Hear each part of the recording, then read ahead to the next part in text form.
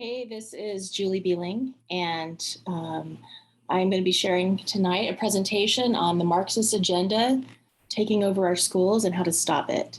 And let me just tell you a little bit about myself. I'm a mother, and I live in Washington County, Utah.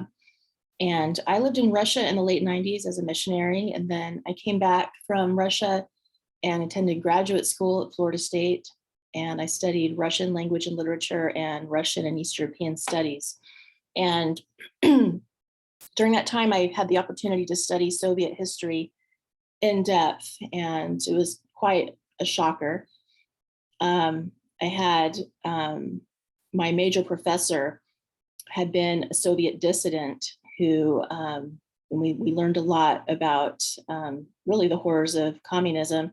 And then I wrote my master's thesis on underground Christian movements in the Soviet Union and their survival tactics and the tactics of the Soviet government to stamp them out. So I ended up really spending 2 years delving into that primary source material on repression of dissidents and Christians in the Soviet Union. It's pretty horrifying, but really educated me quite a lot. Then I began seeing some of the same things happening in America, some of the same tactics. And I began seeing some of the same anti-religious tactics happening in America, and the same tactics to stamp out dissidents. And I kind of delved into that, and I began working on a book. This was back in 2010. And I just finished the book actually in the spring of 2022. And it's Beneath Sheep's Clothing, the Communist Takeover of Culture in the USSR and Parallels in Today's America. And one of the things that I delve into is in terms of taking over the culture is the taking over of education, which is obviously a huge part of culture. And so I go into that, into what that looked like in the Soviet Union and what that has looked like in America. And sadly, it's a real thing. It's been going on for quite a long time, over a century. So today, in today's presentation, I'm going to go through how I have a whole video on the Marxist roots of wokeism. But I'm just going to give a little bit of an overview of how Marxism has evolved from where it began with Karl Marx, the German philosopher in the 1800s in Germany, as he wrote the Communist Manifesto, to where it is today. And it's quite an evolution, and it's pretty clear once you see it. And then I'm going to spend most of this presentation is going to be on the details of what this Marxist agenda in our schools looks like. And it's not hypothetical. This is happening right now. It's happening right now. Not all of it, but definitely some of it is happening right now in Washington County, Utah schools, definitely throughout Utah, big time, and throughout much of the United States and the world for that matter. So, and then we're going to discuss what we can do about it.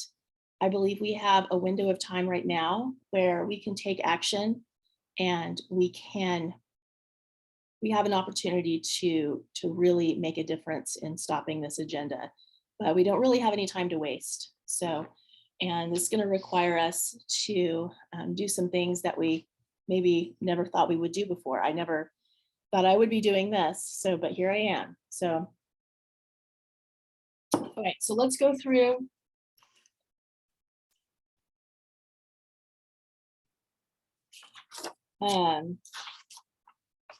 Let's go through the roots of Marxism. So with Karl Marx, his whole thing with it, people think of Marxism and they're like, oh, and communism, that it's an economic system. And that was how it manifested in Russia and how it has manifested in other parts of the world. But Marxism is actually, it's like this set of tactics to overthrow a society so that the Marxists can get in charge. And so this same set of tactics is being utilized today, right now, on our children, on many of us, if we're not aware. So Karl Marx described the struggle between the oppressed classes and the oppressors. And in Marx's time, He focused on, he called the oppressed class the proletariat, the working class. And obviously, oppression throughout world history is a real thing. It's one of the major themes of history. So, but what Marxists do is they identify a class. The proletariat was the initial one that has real grievances. They really have been oppressed, and they stoke those grievances and poke at those grievances and just really, really rile people up. So that's all that they can focus on. And then they direct that anger towards tearing down the systems of power and seizing the means of production to be able to take over society. In Russia, the oppressor class was considered the Tsar and his associates, as well as the Russian Orthodox Church. And also, there was a small middle class, the bourgeois, that they were not peasants, they were not working class, they were like a little bit above that. They were also considered the oppressor class. Even peasants who had a little bit more than some other peasants, they were called kulaks, they were also oppressors and were subject to, execution, send them off to the gulag.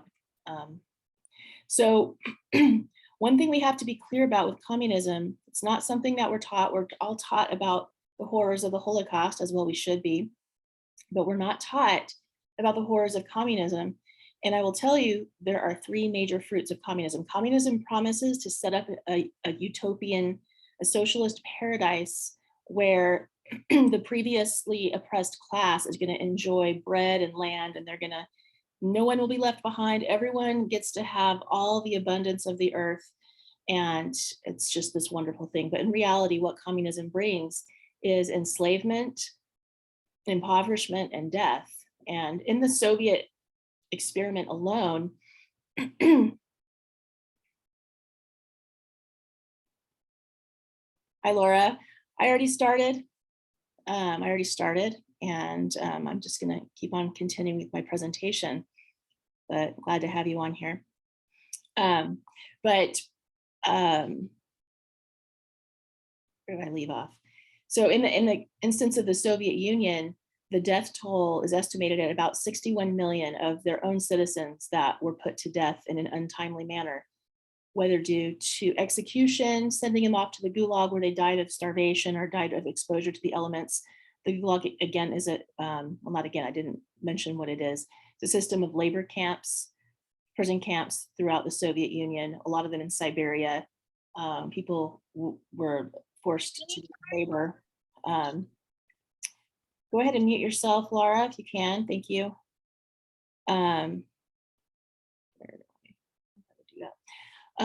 Thank you.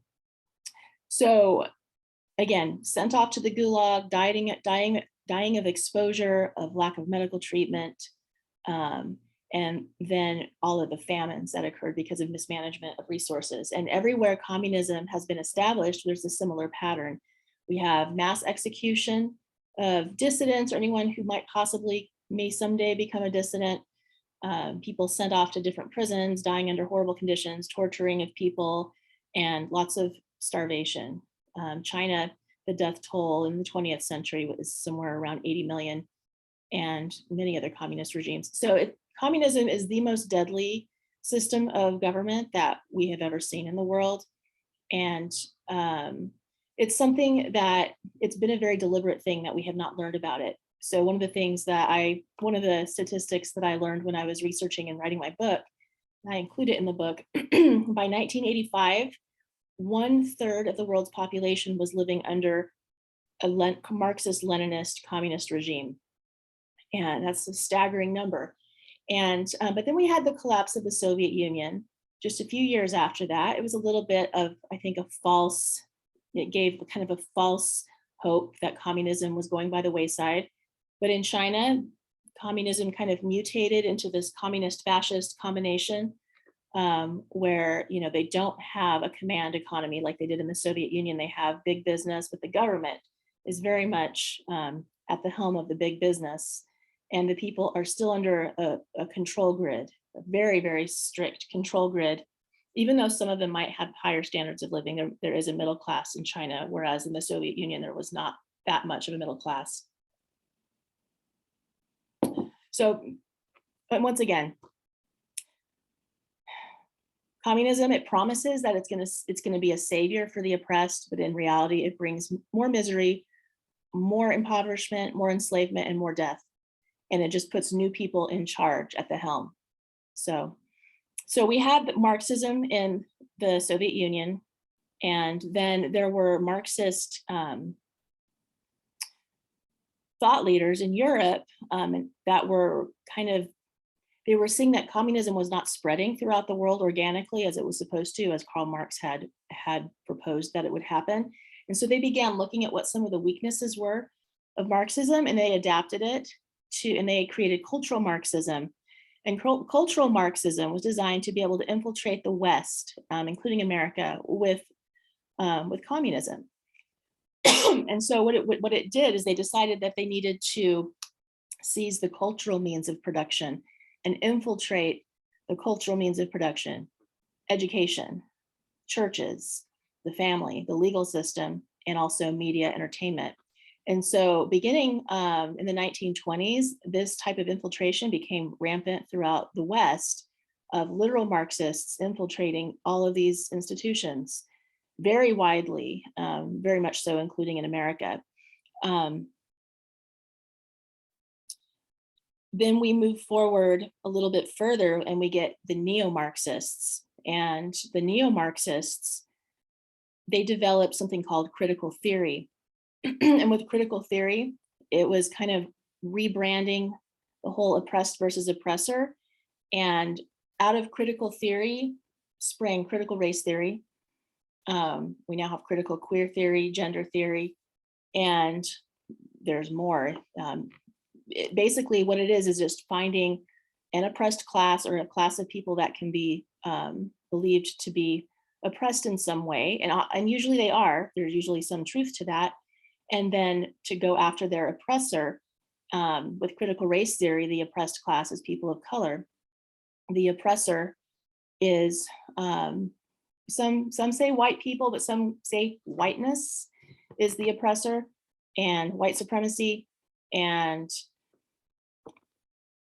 with whiteness, anything created by white people can be included in that pot of oppressor and is therefore free game to be picked at and torn down.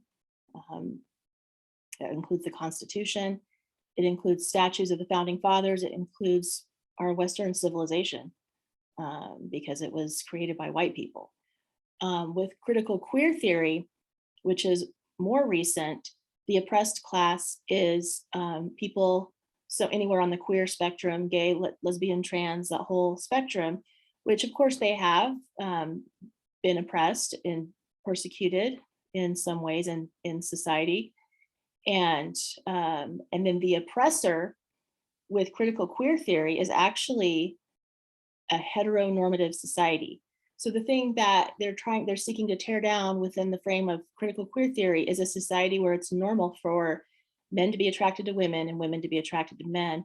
And then with gender theory, the oppressor is the binary genders, just having male and female, where men are men and women are women. That whole thing, which we can see pretty rampantly. I mean, there's a pregnant male emoji that like Calvin Klein just came out with an ad with a pregnant male with a big pregnant, I guess, a trans male. And, you know, this type of thing is being widely shown as supposedly normal. So that's gender theory that's connected with critical theory. So all of this is seeking to destabilize Western society, to destabilize the family structure, destabilize the very idea of gender as a thing, as the binary genders as a thing. It also helps to pull children away from their mainstream culture, away from their religion, away from their families of origin, and alienate them and make them, and they actually, the critical queer theorists actually brag about this, that it makes these children that are put into this and made to believe in these various theories, which they are right now in our schools in large numbers, it makes them more susceptible to quote unquote politically actionable points of view. In other words, it makes them more easily recruited to join the woke communist revolution, to tear down the systems of the oppressive systems of power in America, the whiteness, the heteronormative and cisnormative society that we have. The other thing that is happening in our schools, and we're going to get into the details in just a second, is that they didn't have enough oppressed classes to make up. They have to have a huge army of people that are of young people who hate America and are gladly, in the name, they think they're doing good in the name of social justice, tearing down the institutions of America. And so what is happening in our schools and our entertainment as well is that our children are being brainwashed to become allies, to become social justice warriors. And it has an element of morality to it, because I'm fighting on behalf of the oppressed class. I'm doing good. And so it's very easy for people to be bamboozled. The problem is the critical theory construct doesn't actually help the oppressed classes. It actually uses and exploits the pain of the oppressed classes in order to tear down a society, so then the people waiting in the wings, the Marxists, can come in and take power. They're not actually out to help the oppressed classes. They're just exploiting their pain. And so we have to be really clear on that. Okay. So where are we at with the schools today? We have books with pornographic content in our schools right here in Washington County and throughout Utah and throughout the United States. This goes back to the cultural Marxism. In 1919 in Hungary, George Lukács was a Marxist revolutionary, and he decided he had the great idea to be able to go into the schools and to be able to teach very graphic sex education to all the children, and for the purpose of pulling them away from their society, from their parents, and making them ripe to become revolutionaries. But in the case of Hungary, the people actually ousted that regime before it could take hold. They were not having it, so good for them. So let's see if we're going to be as brave and as proactive as the people of Hungary were 100 years ago. It's going to really require many, many of us to stand up and, not with hate in our heart, we're not against any group of people. I'm definitely for, I want everyone to succeed. I want anyone who's oppressed to be able to be healed and have healing in their heart and be able to move forward. And I want to have a society where all people have a chance to succeed and, to level the playing field as much as possible for everyone. But yeah, I definitely, the social justice critical theory path does not lead to that. It leads to a violent overthrow of society and a new totalitarian regime in power that is murderous, essentially.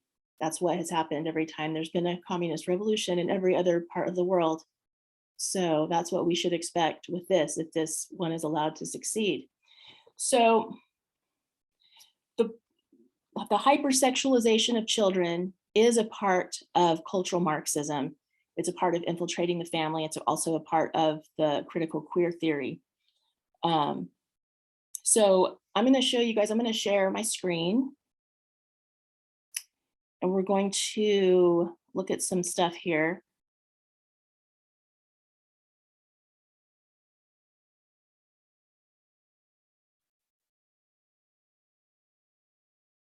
All right. Hold on a second.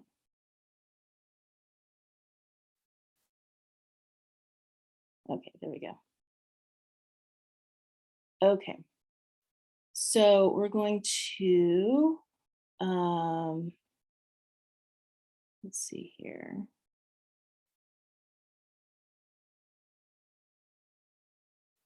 Okay, this website, ratedbooks.org, I think it was created by someone here in Utah.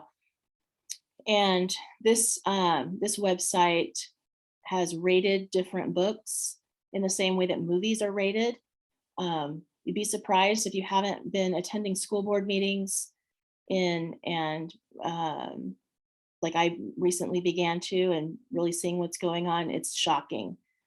Some of the content that is in our public school libraries that they're not just immediately removing as soon as they discover it. It's kind of unbelievable. So here we have a bunch of books that would be considered above NC-17, like somewhere in the rated X category. Some of these books, that's those NC-17. These ones would be more rated R. So we're going to look at this map right here. We're going to look at Washington County.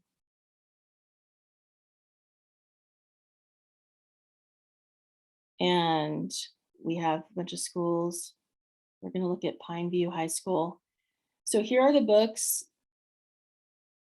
that different users have reported are in the library at Pineview High School and their ratings. And then what some people have done, and I thank them, but it's pretty horrifying, to be honest with you.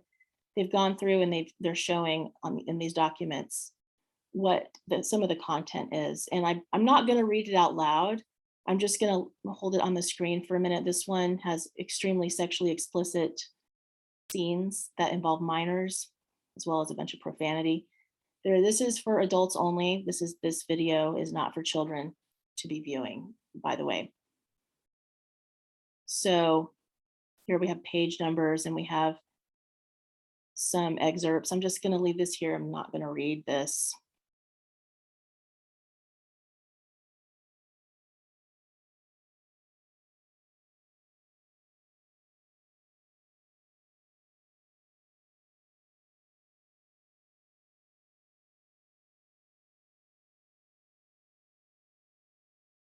It's pretty dang graphic.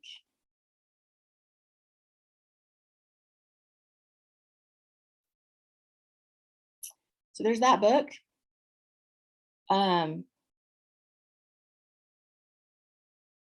This book that promotes homosexuality, the part that I'm going to show that I saw that I was the most shocked with, How to Argue with a Christian. Yeah, but the part that shocks me is that this book, this is for children, high school students, is promoting high school students to go on sex apps and to upload their picture and begin chatting, and they can start hooking up with people, and it can be, the benefits are obvious: quick, easy, and uncomplicated sex. This is in a high school. This book is in a high school. I'm sorry. Yeah, no. So anyways, no, I can't. What just happened here? There we go.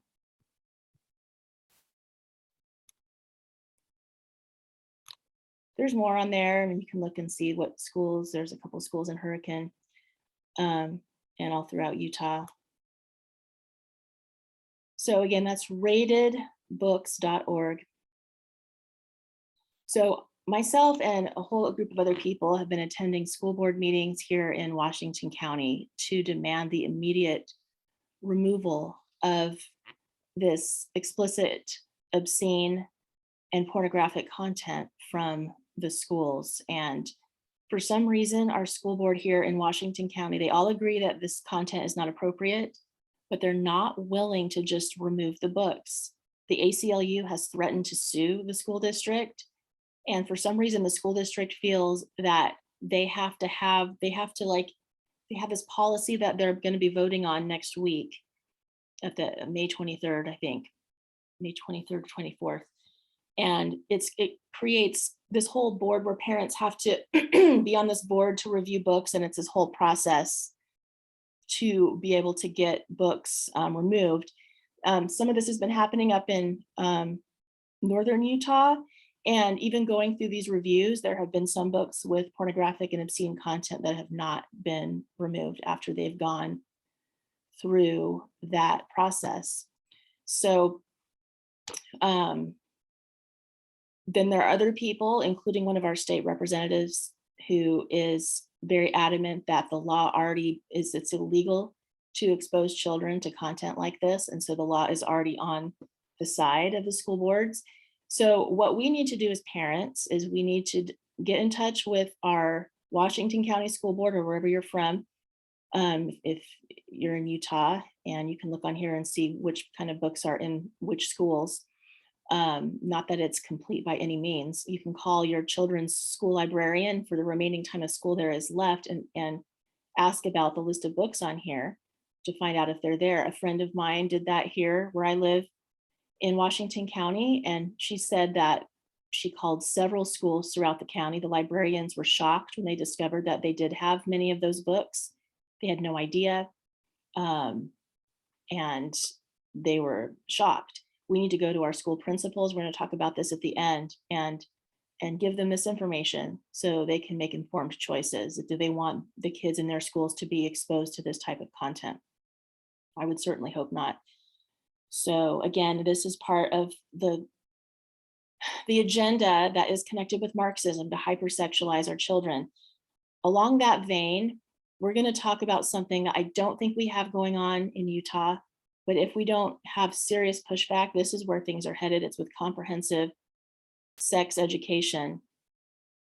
And Harlan Borisenko is someone that I follow on YouTube, and she just actually had, this was just like in the last week, where she viewed some of these sexuality education, actually comprehensive sexuality education is what it is. These videos that are actually part of Washington State, the schools, the public schools there in Washington State. And it's pretty shocking. And I'm just going to show you a few snippets. Again, I don't believe that we have this in Utah at this time, but this is where things, this is going to spread everywhere unless enough people stop that from happening. And I apologize in advance. Again, please do not have children present for watching this. Harlan is great. She also has a bit of a potty mouth, so there might be some potty mouth slipping through. And then just the content of the videos themselves is pretty bad. So, and you can view these. I have these up on my website, beneathsheepsclothing.com, and click on videos, and you can find all of the full videos there. If you haven't been able to turn up your speakers, make sure to do so you can hear this song.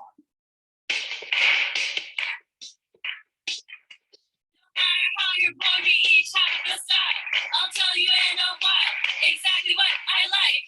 Ariana and Renee, they both are born girls. They go into their changing rooms. Ariana loves twirl. That's not for Renee. Pink will not do. All girls don't wear dresses. They wear pants too. So we're starting out, and it's showing how some girls are girly and like pink in dresses, and some girls are less girly, which is absolutely true. I have never been so much of a girly girl myself. And from there, it shows a couple of boys. One of them is more masculine. One of them is just maybe a little bit less masculine. And then now we're going to go on.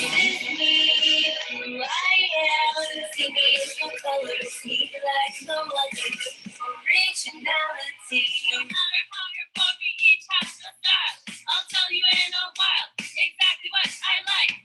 Darla and Charles, one girl and one boy. They go into their changing rooms. Charles is feeling coy. Others are thrilled with the look, but Charles is quite unhappy. Let's try this again. Yeah, this is snappy. There it is. So Charles went into his changing room, and now he's dressed like a girl. Some are Trans. confused. They just don't understand. There Charles it is. Charlotte is certain. Ariana's her biggest fan. Charles became Charlotte. Some This is for elementary and middle school children in Washington State. might keep their distance, but Change your others name will come around.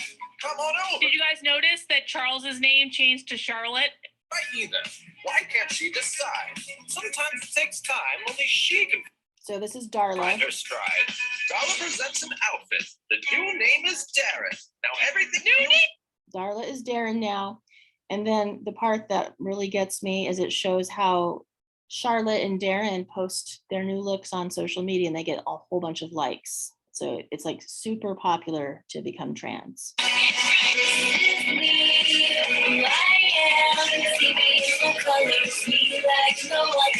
And complete with a catchy jingle that gets stuck in your head, that plays in your head over and over again. So that's this one. This one is a catchy jingle. If you remember Schoolhouse Rock, that was back when I was a child. Back when I was a child, there was Schoolhouse Rock with the catchy jingles. And now we have catchy jingles. And I'm sorry if this is a little bit, welcome Ron, sorry if this, right now we're going over some comprehensive sexuality education videos that are actually part of the school curriculum in Washington State. It's not part of Utah yet, but this is where we are headed. This is where things are going if we don't have significant pushback. I apologize. Here is a video for middle schoolers that has a jingle about, I'll just play it, sorry. And I apologize, Karlin Borisenko, who is hosting this right here. She's great, but she has a bit of a potty mouth, so apologize. Sure feels funny to know I'm not. They wrote a song about money. It's always been my friend. Keep me round the bend. Oh no, 'cause that's how the border grows. Anyways, that's enough of that one. It just goes on and on. It's just ridiculous. You know, it's children need, and middle schoolers need to know how their bodies work, but they don't need a jingle that's going to get stuck in their head. They don't need any more of that. Here's another video teaching middle school girls how to get an abortion. Again, this is part of Washington State curriculum. My name is Sam, and I'm your friendly guide through some pretty big and complicated topics. Today, I'm here to help us explore the topic of abortion. There's a lot to say about abortion, so I'm going to do my best to talk us through some of the most important facts to help make it clear and easy to understand. First off, abortion is a very personal decision, and only the person who's pregnant can know what is best for them. For anyone dealing with an unintended pregnancy, talking with a trusted adult can help to figure it all out. And I'm here to help too. So let's start with some of the basics, children, and they don't want any more. The majority of surgical abortions are done. Medication abortion consists of dead, sick. Anyways, it just goes on and on. Judicial bypass, how children can get abortions without their parents' knowledge. That's great. Perfect. Okay. Sorry, I hate having to share this stuff. Here is a book that I don't know which schools use this book, but it's designed for 4 to 8-year-olds. And it says so on the front. Here, let's see if I can find the cover. My Body is Growing, a guide for children ages 4 to 8. And yeah. It's kind of blurry. Let's see if I can make it find where it's not blurry. Okay, I'm just gonna leave this here for a minute.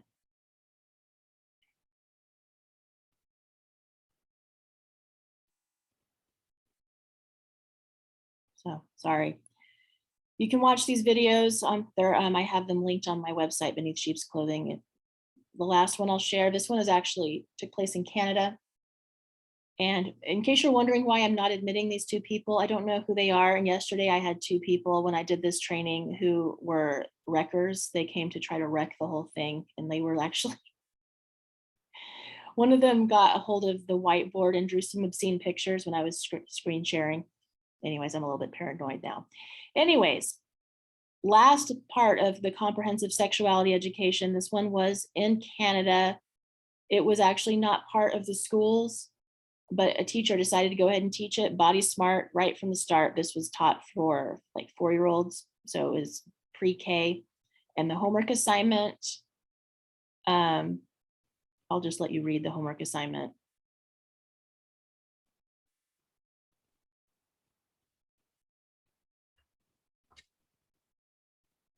So there you go. that is where things are going. It's absolute hypersexualization and grooming of children to be obsessed with sex, to experiment with sex. This is not the school. If parents want to expose their children to books like this, that's their choice. But this is in the public schools with taxpayer money without parental permission. So I'm sorry, no. The answer is no. Okay. We're going to talk now about, I'm actually going to show, let's see, which one do I want to do? I want to show, there's a series of videos that I also have on my website about some things that happened in Murray City last year in 2021 at Horizon Elementary. And this was where a third grade teacher read a book in class. And there's a whole series of 4 videos with, let's see.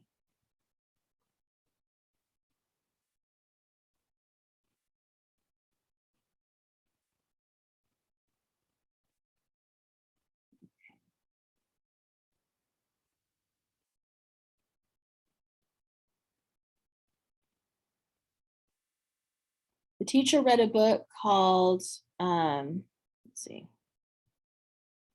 Call Me Max, and it's about a kid who goes transgender, a young child. Let's see if I can find the cover of it.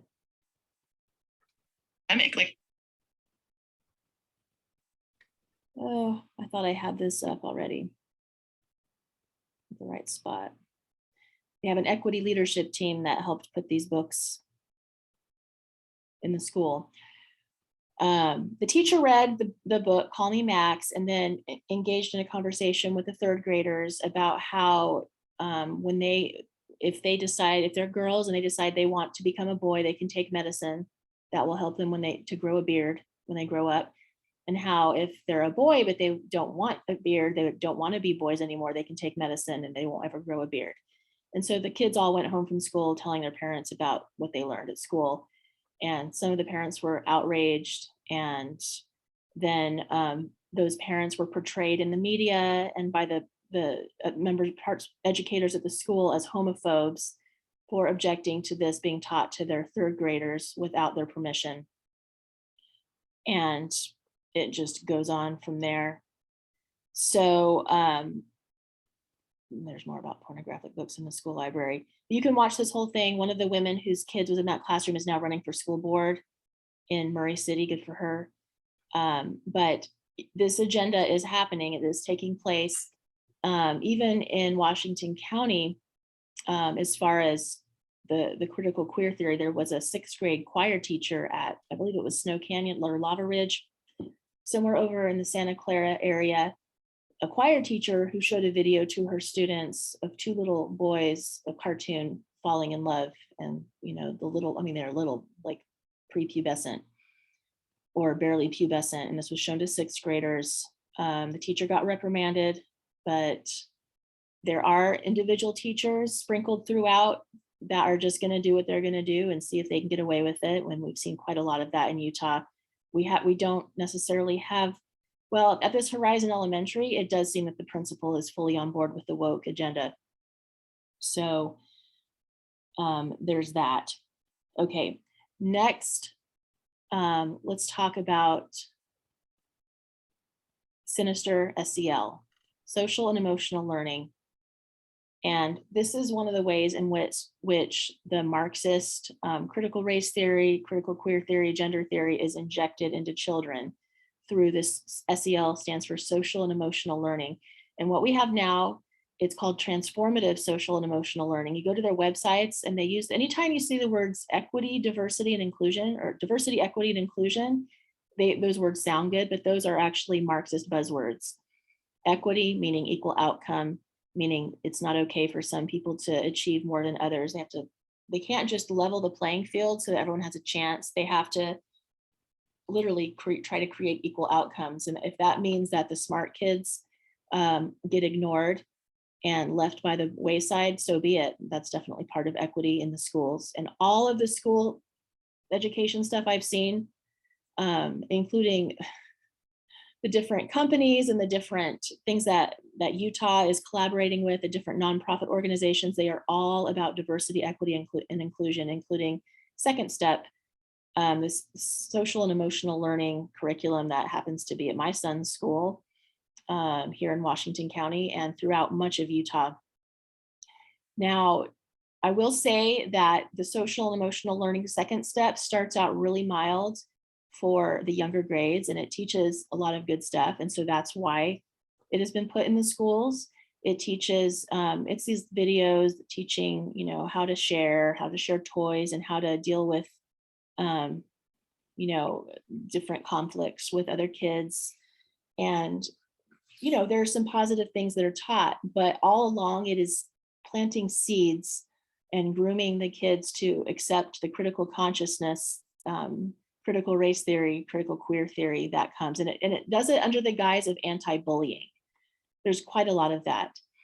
We're just gonna watch, this is a 4-part series of videos put together by Lisa Logan of Utah Parents United. She's lived somewhere in northern Utah. And I highly recommend watching all of these. They're extremely informative. I mean, I can only barely touch on it here. We're just gonna watch this part 4 is specifically about Second Step. And then she's talking about the 8th grade curriculum, which is where it really starts to get blatantly Marxist. And then by the high school, it's like full on Marxist. Association, belief, or attitude toward any social group. Due to implicit biases, people may often attribute certain qualities or characteristics to all members of a particular group, a phenomenon known as stereotyping. So she's sharing that this is taught in the SEL curriculum for 8th graders with Second Step SEL. Again, the way they are using the term implicit bias comes from the Marxist ideology that race is a social construct or something that is made up in society used to exploit people of color.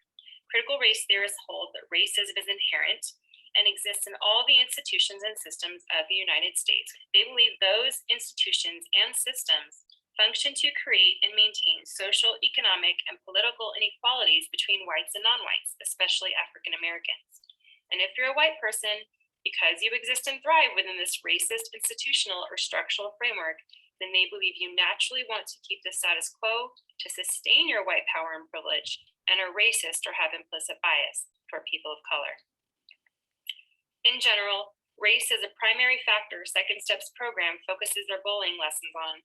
It shouldn't surprise you that they cite power and privilege as one of the 3 main social factors for bullying. Now, they don't come right out and say that white people are the ones with the most power and privilege. What they do is much more subtle.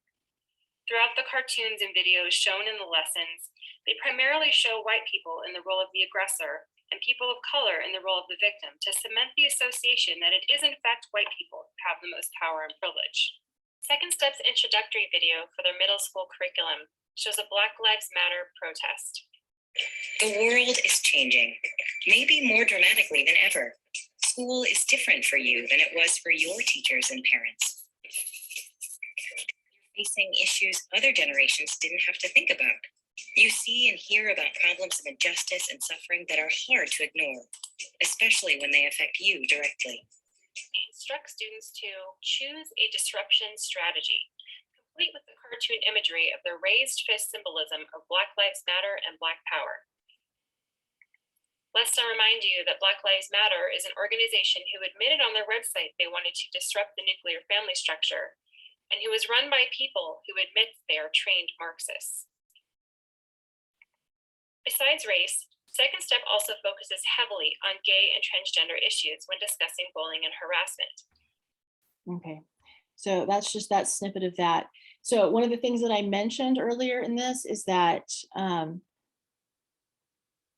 what these SEL are doing, it's weaponizing the empathy of mainstream, let's say, white, middle class, Christian, heterosexual children to feel guilty and feel bad that they might, they have more privilege, and to bring them on board to become woke, to become social justice warriors, to fight, to become an anti-racist, to become, a social justice warrior, to fight for LGBTQ, and feel like that's how they're redeeming themselves from their sin of privilege.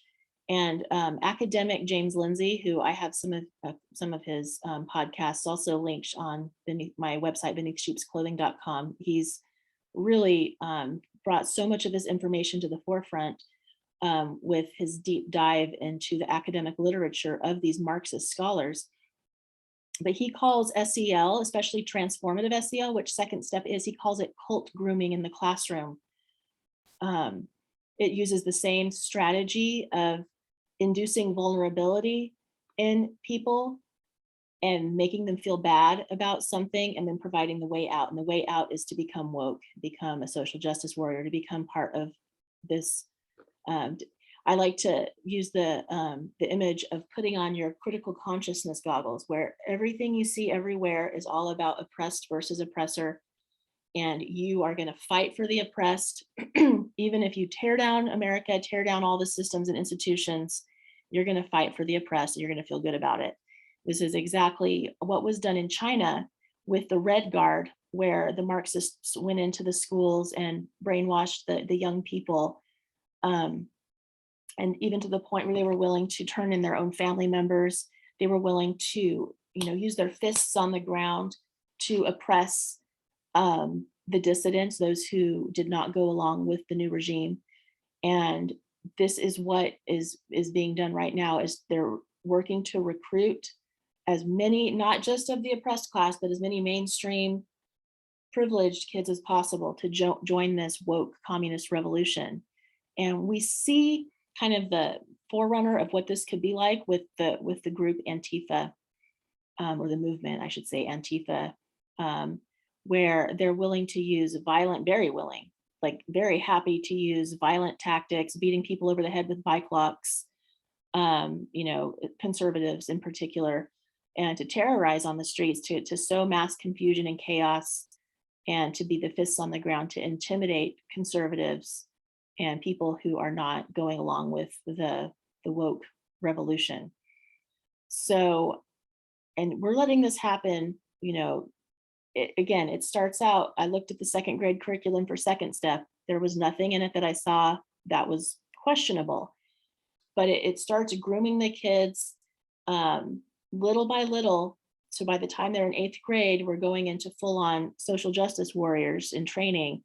And the high school curriculum is supposed to be worse. I don't think that Washington County implements the high school curriculum, but they do implement the 8th grade curriculum. And really and truly, the solution for helping nourish the emotions of our children in the schools is doing what my teachers did, and probably Laura and Ron, what your teachers did, which is read good books. Charlotte's Web, books that teach positive lessons, that illustrate timeless principles. And honestly, it's far more effective through the format of a story to illustrate these principles. It's far more touching on a much more deep level. My proposal, we need to take this information of what social and emotional learning truly is to all of our principals throughout all of Washington County. We're just going to start. We live here in Washington County. We're going to work locally, and then maybe other people can take these, do the same in their counties, and ask them to remove this curriculum. Again, most of it is good at the lower levels, but you go to the website for the second step for the organization that creates this, they are blatant Marxists. Why do our children need this curriculum created by Marxists when the teachers can read good books to them? They can get social and emotional learning in that way without any Marxism or grooming for Marxism at all. That's what I propose that we do. Okay, let's see, what else did we need to talk about? Going back to diversity, equity, and inclusion, what is starting to happen, even here in Utah, and it's definitely happening elsewhere, is that all of this diversity, equity, and inclusion, critical theory stuff is seeping into like math. It's seeping into science. So just what I saw, and I don't have the screenshot available, but there is a math curriculum called Prodigy, or it's like an online curriculum. And the math question was an addition problem with so-and-so, Mrs. Smith's classroom has 8 girls, 9 boys, and 5 non-binary students. How many students are in Mrs. Smith's classroom? So it's just constantly dripping that queer theory agenda, even in the math curriculum. And I know that there was one school district up in northern Utah that got rid of Prodigy when that was brought up, and the parents were wanting that removed. So, but I know even homeschool, there's homeschool online curricula. I know Prodigy is used through homeschool. A cousin of mine has homeschool kids that were using Prodigy, and I showed her this and she was shocked. This is in even those online curricula used by homeschoolers. So we just have to be really careful about that. One other aspect, well, 2 other aspects. The next one I'm just going to briefly mention. I don't believe we have this going on in Utah yet, but it certainly is in other parts of the country, and that is the teaching of revisionist history, such as that created by the 1619 Project, where they have reimagined American history, reimagined the American Revolution as being an explicit fight to be able to continue to oppress people of color. There's no historical evidence for this, but they have reimagined that the founding fathers and the revolutionary patriots were not fighting against overbearing British rule, but they were fighting because Britain was starting to, slavery was coming out of favor in Great Britain. And so they're like, oh, we need slavery, we need to maintain slavery, so we've got to get rid of the British so we can keep on with our slavery. No evidence for that, and even a good number of the founding fathers were abolitionists, that very much not in support of slavery. But there you go. America is reimagined as a country that at its very foundation, it's pure systemic racism and pure hatred towards people of color. Therefore, they can justify tearing down the Constitution, tearing down and hating our country because it's quote unquote racist to the core. Sorry, that's not what history shows. History is much more nuanced than that. America was created on very positive ideals that it very imperfectly carried out. And, slavery and other dark aspects of American history absolutely need to be taught to children, but in age appropriate ways at the right time, in the right way, not to frame America itself as the problem. And, in order to be able to have a Marxist revolution, you have to get people to hate their country. So there you go. The next part, this is really the last thing of Marxist elements in the curriculum in the school that I'm going to talk about, and then we're just going to finish up with talking about solutions. But this one, I haven't heard other people bringing this up, but it's something that disturbed me when I first came across it. And as I researched it, it's in chapter 7 of my book. I go into it, and that is the adaptive learning curricula with the kids on the computers all day, just clicking. It's kind of the junk food of curricula. And, some of it's probably fine, just like a little bit of sugar is it's probably okay for most people, but that's not what's happening in a lot of our schools. Here in Washington County, I initially, my son was in kindergarten. We lived in Santa Clara, and he attended a school there. And even in kindergarten, they had laptops for each kindergartner, and half of their kindergarten curriculum was on a computer. And let me just share a little bit about the agenda behind that and what that does when it's done to excess, which it most definitely is in many, if not most of the schools here in Washington County. So there's a woman, she was a whistleblower named Charlotte Iserby, and she was under Ronald Reagan in his first term. She was selected to be on the, I don't remember what her exact position was, but she was working for the Department of Education. And Reagan's goal was to actually abolish the Department of Education initially. And so she was brought on board with that understanding that they were going to work to abolish the Department of Education. But Charlotte Iserby was in there, and she had access to all of the paperwork of everything going on in the Department of Education. And what she found is that there was an agenda to, and guess who was selected as one of the architects? Oh, Bill Gates. This was in 1979. There was an agenda to create a computerized curriculum that would be able to be used to program and brainwash all of America's children. Also, it would be international as well. And to be able to data collect, to be able to collect all of the clicks, all of that data, and then with the eventual development of artificial intelligence, to be able to analyze all that massive amount of metadata created all throughout a child's entire schooling, to be able to put together a picture of who this person is, to be able to predict behavior and basically enslave each and every person individually with all of this massive amount of data.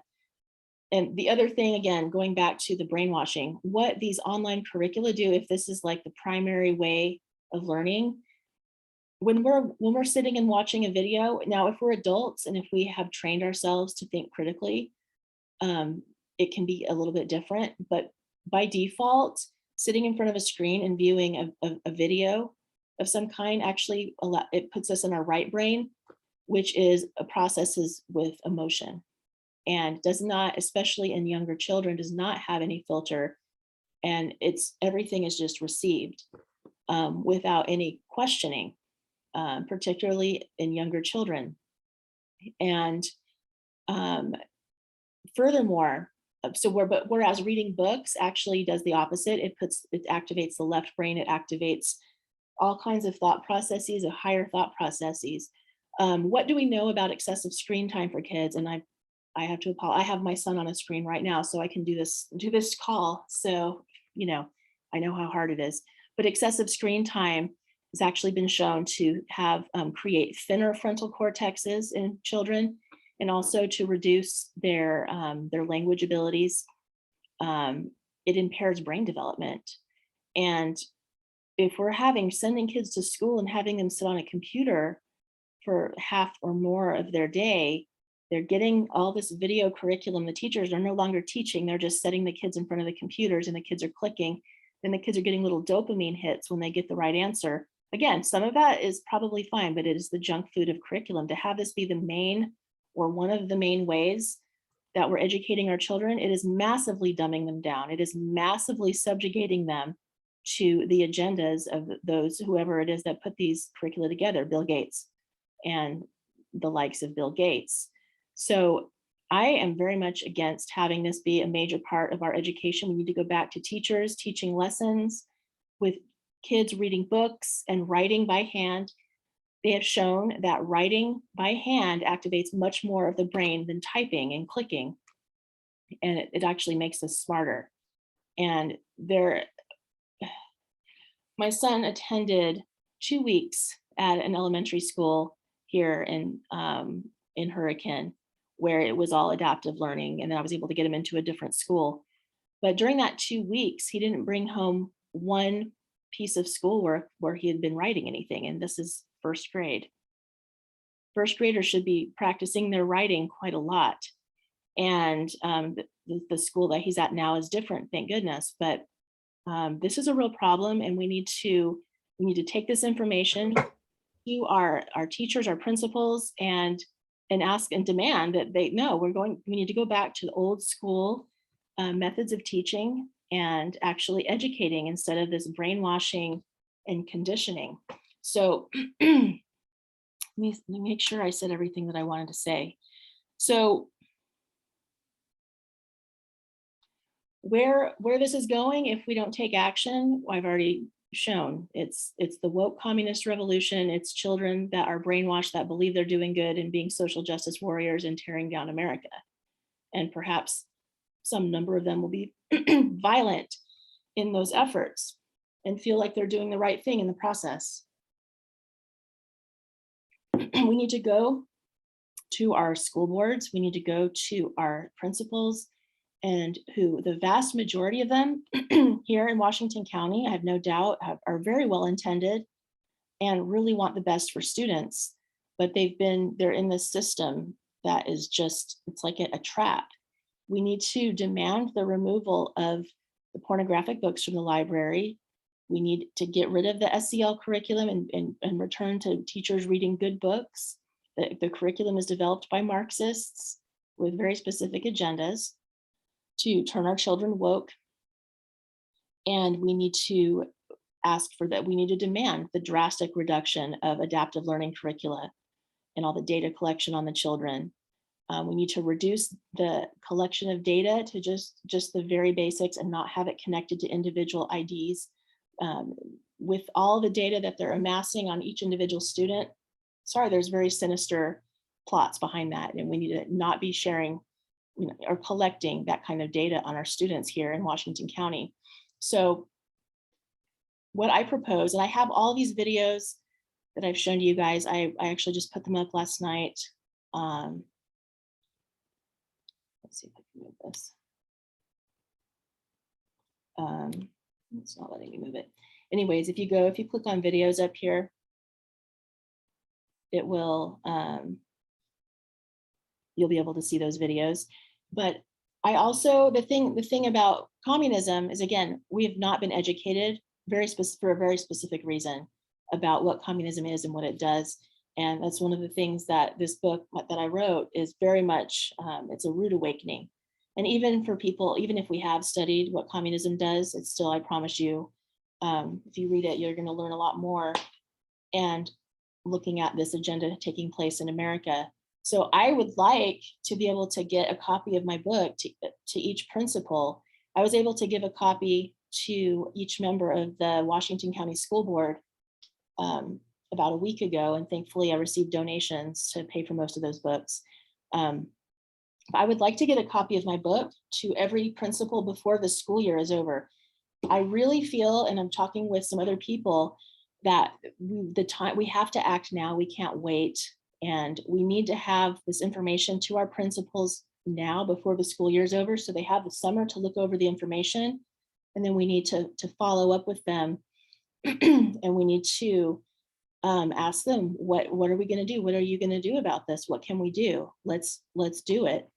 So I'm asking people to themselves personally, and also share this recording, to be able to, I already have one woman who is going to do this for 5 principals. She lives in Washington City. She was on the call I did last night.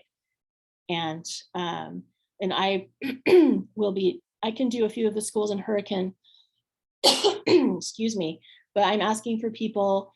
And let's say that right now your life is so crazy and you're bogged down, but maybe there's someone you know that might really want to help with this cause. Then share this video, this recording, so they can get this information. If you would like to be someone who helps join our Washington County Unwoke Army to go into to get this information to all of our principals, we have basically 1 week left. Please email me at beneathsheepsclothing@gmail.com, and we can get that going. I also, I'm not in a position to financially, be able to give that many books away. So if there's anyone who's able to donate, even, it's $20 per book, and there's 70 principals. So that's $1,400 per book to cover books for all 70 principals. Even if you have, $20, or if you, I don't know, maybe you have more, or someone who would like to be able to donate to this cause, I would really appreciate it, because I am just going to go ahead and get these books out and just hope that the money comes in. Yeah, hopefully that will happen. If you guys would have anything to say, Laura or Ron, I would love to hear your thoughts. You're welcome to unmute yourself if you have anything that you would like to say before we wrap this up. Any comments or questions? Do you know how to unmute yourself? Can you hear me? Yes. Okay. Yeah, no, I just want to thank you for all that you're doing. Thank you for all that you're doing and what you're willing to do. We really need it more than ever. So I really appreciate all the effort that you are putting in, will put. And I really, my wife grew up in communist China, so I can see even now, and where I used to work, the ladies, that's where I met her, they were from communist China, and just the difference in the fear.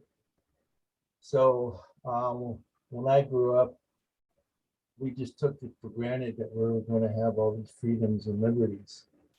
And it's very sobering to see what's happened so quickly in our country. And I'm very concerned about this wokeness and how so many people think it's a good thing. Definitely. So I really want to thank you again for all that you have done. I appreciate it. You're welcome. I mean, I really don't feel like I have a choice. I mean, I want some fighting chance for us to save our country and to save this generation. I definitely don't want my son to be brainwashed. I don't want anyone's children to be brainwashed. So I really, yeah, it's a no-brainer for me. But thank you for sharing. I think that's all I needed to talk about. If you do feel like you want to share even with one principal or however many, or if you want to send someone, I do have just a little, if you email me, I'll send you, it's just a little simple like outline of what to say, very simple, and just introduce yourself, what your background is, why you're concerned, and there are some things that are concerning you, the pornographic books, the SEL, with your principal, please take this book. And I have a letter that I have written written to the principals that I have to go with each book, as well as links to videos for them to get themselves educated, and then ask, how can you follow up with them? And probably they'll give you their email address and ask them, when can you follow up? So they know that, you're going to be following up with them, and to ask them, what did they get out of what they read, and do they believe the solutions are. So it's really going to take a lot of us. I have a bunch of people I'm going to share this video with. There were a bunch of people that wanted to participate tonight, but there is actually some kind of political event that was taking place, and a lot of those people were participating in that. But I'll be sharing this recording, and I'm going to do this presentation one more time tomorrow night at 7. So if you know anyone who would like to maybe participate live, I'll be doing that again tomorrow. But thank you so much for those of you. And I'm sorry if there's those 2 other people who wanted to get on, if they were legit, sorry to them.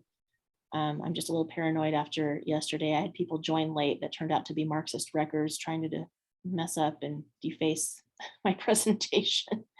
So anyways, it was just further evidence to me, further confirmation that we're over the target. But anyways, thank you guys so much. I'm going to stop the recording now.